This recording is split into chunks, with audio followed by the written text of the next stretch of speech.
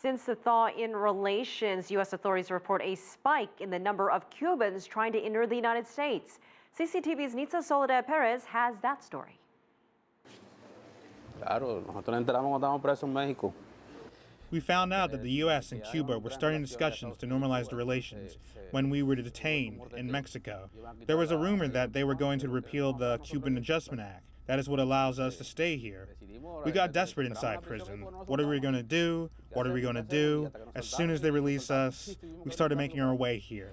Leosbani and Bienvenida Perez are part of a surge in Cuban migrants arriving to U.S. borders since the White House announced a restoration of relations with Cuba.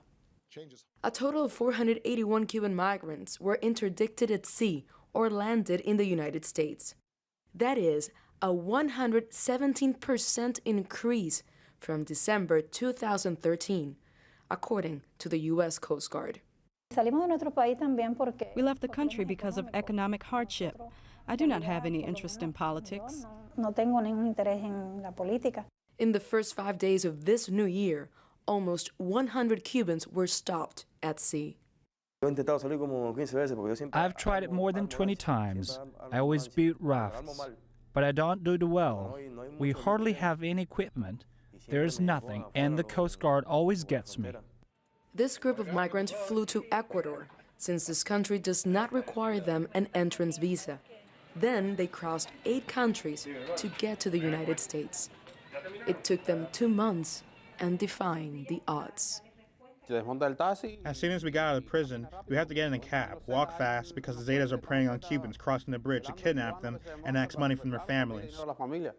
The Coast Guard says that the spike is due to recent rumors in Cuba that the U.S. was going to terminate the privileged treatment to Cuban migrants in January 15th, better known as the Cuban Adjustment Act.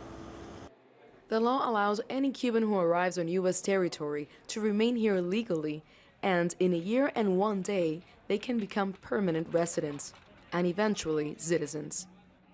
No other country of the world has that kind of special treatment.